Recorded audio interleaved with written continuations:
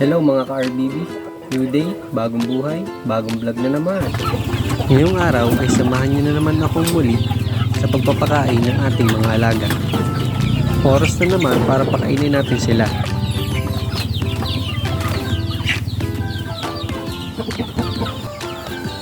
Para sa ating mga manok ay naghanda ako ng sapal ng niyog at vitamins. Tuwing hapon nga lang pala ako nagbibigay ng vitamins sa ating mga alaga para mas tumalab ito dahil magpapahinga na sila hanggang gabi. Isa pa sa dinadagdag ko na pakain sa kanila ngayon ay ang darak sa mais.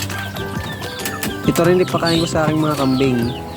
Dahil sa mahal na ng feeds ngayon ay kailangan natin maghanap ng ibang alternatibong pakain na pwedeng ibigay sa kanila para sila ay mabusog.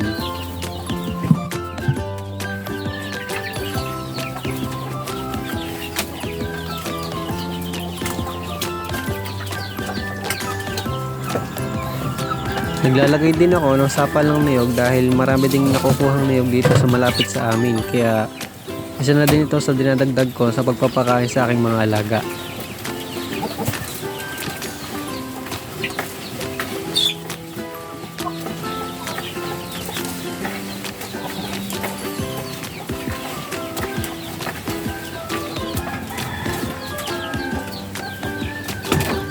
Tara, ating pakainin na ang ating mga alagang manok.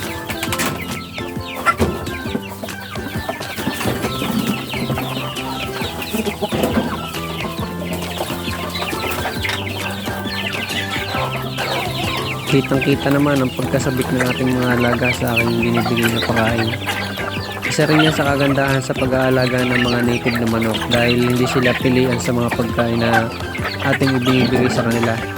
Kahit ano lang yung makita nating pwedeng pakain, kahit mumo ng kanin, kahit pwede nilang kainin. Hindi kagaya ng sa iba na masailan. Kaya mas maganda mag-alaga ng native. Ang gandang tingnan ng ating mga alaga na sama-samang kumakain. Ang lalaki na nila.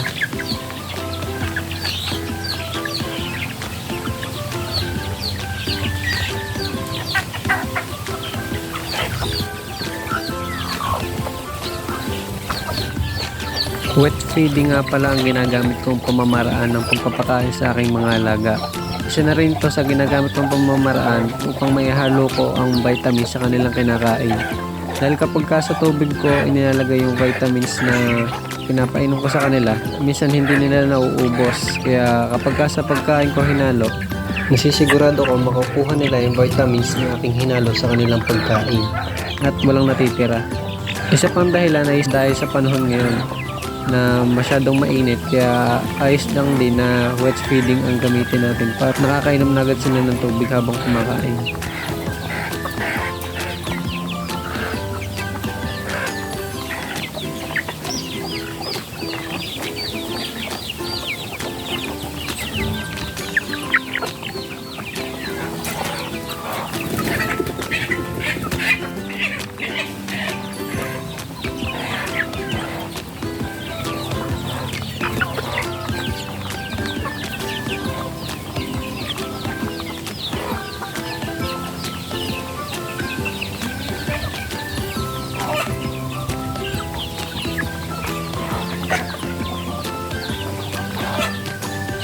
Ngayong araw nga pala ay napisa na din ng itlog ng ating inahin na lumilimlim. Kaya ating ililipat na ito sa kulungan. Marami pa nga palang itlog na nasa pugad na ating palilimliman sa ating mga inahin. Kaya dagdag na naman ito sa mga sisiw kapag ito'y napisa.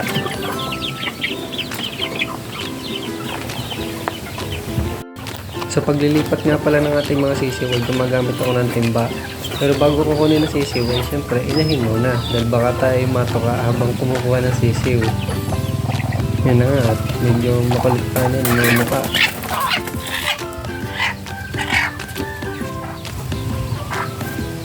Medyo maliit nga pala itong inahin ito pero ayos, magaling naman mamisa.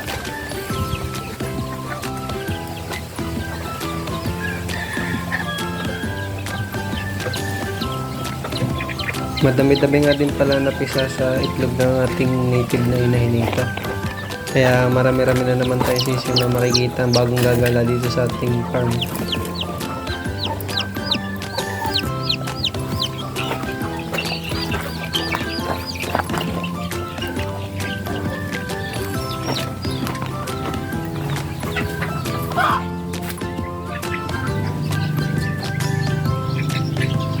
Ang setup nga pala nitong ating paitlogan ng mga manok ay ang papa ko lang ang gumawa.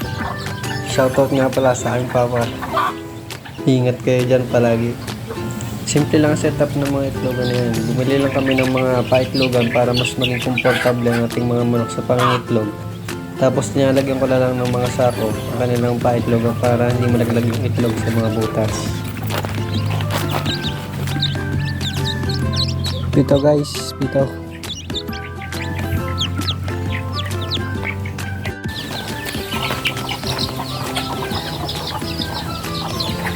Marami-rami na nga pala tayong posisyon ngayon guys. Yung 4 na pitak na yan ay puno na ng inahin na may mga sisiw. Kaya kapag napalaki natin ang mga sisiw na yan ay mararong dadami na naman ang mga manok na gagala dito sa ating farm.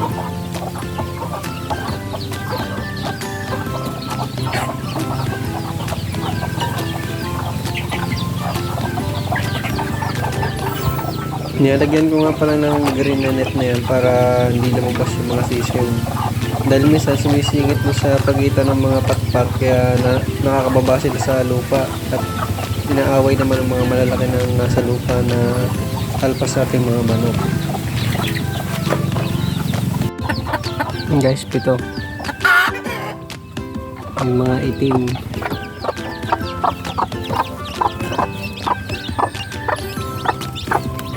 Uy.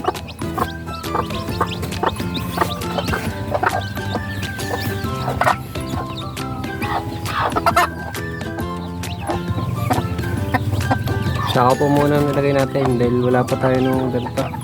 Naubusan na. Dahil lalusot yung paa dito. Kaya naiipit. Ayan, parang ganito. Ayan, marami po tayo sisiyo ngayon. Sabay-sabay.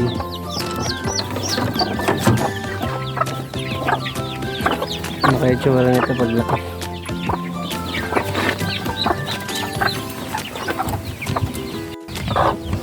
Bali, 2 pang binaba natin ngayon. Yung isa. 3 lang. Pero maganda po ngayon na yun ito. 2 gray, saka 1 black.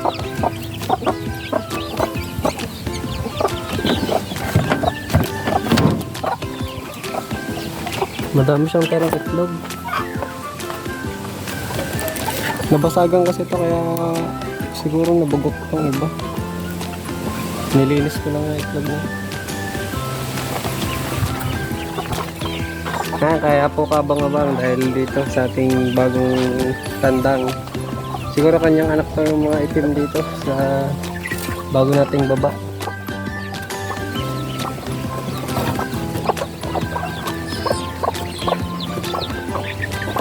Yan yung mga itim siguro dyan. Kanya yan. 2 lang naman sila din eh. Ito. Yung ating ano, saka itong ating puti. Mga malalaking tandang po yan. Marami po tayong posisyon ngayon. Ito rin. 11 naman to.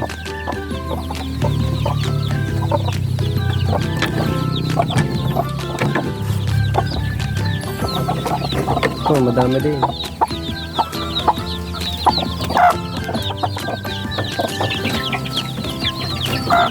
May mga item din dito.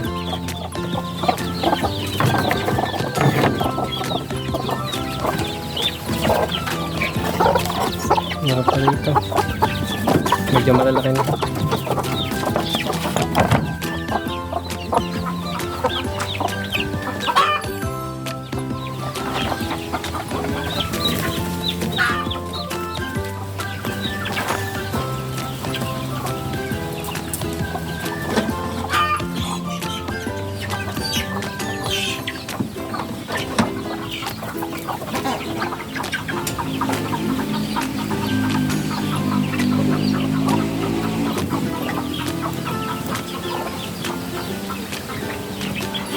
So yun guys, yun po ang update ngayon sa ating manukan.